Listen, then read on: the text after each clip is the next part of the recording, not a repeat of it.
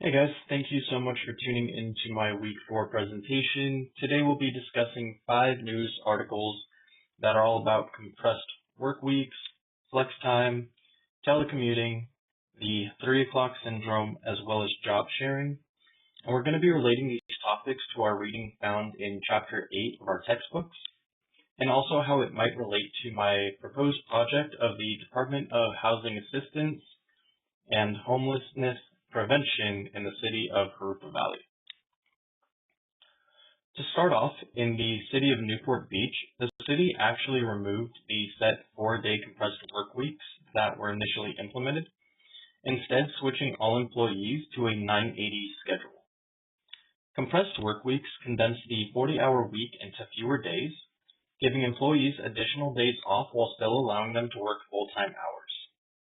Newport Beach saw that citizens were actually not being assisted because of the additional days off. There were simply less available days for citizens to meet with city officials at City Hall.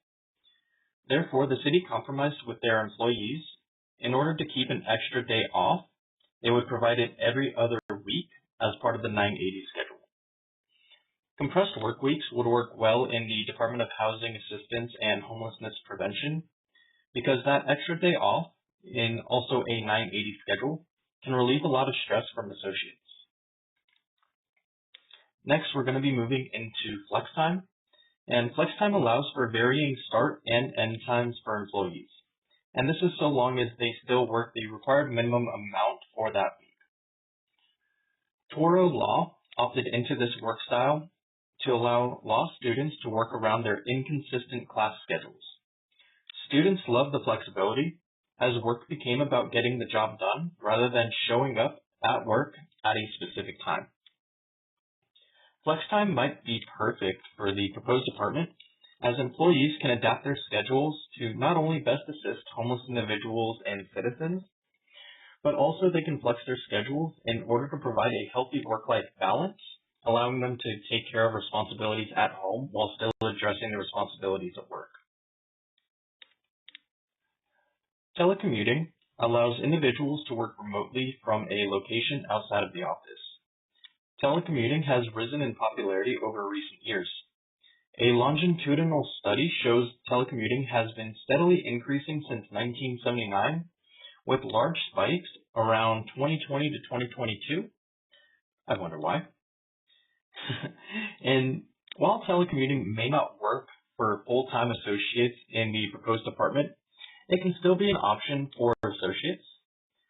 They can still meet with citizens over a video call or over Zoom, and they can still work with outside agencies through phone calls and while also working with them digitally. However, they would not be able to fulfill all of their job requirements, as they would not be easily able to assist homeless individuals that are found on the streets of Harupa Valley. The 3 o'clock syndrome is all too familiar for us, as adults with children begin to focus on picking up their kids and returning home, while losing focus on the tasks that are at hand at work. Organizations might try to mitigate the parents' worries by offering childcare benefits. The University of Sydney, Australia acknowledges that there is typically a 2 to 3 hour gap between kids leaving school around 2 to 3 p.m., while parents are exiting work around 5 p.m. And this leaves parents especially stressed if there are not extracurricular programs available for their students.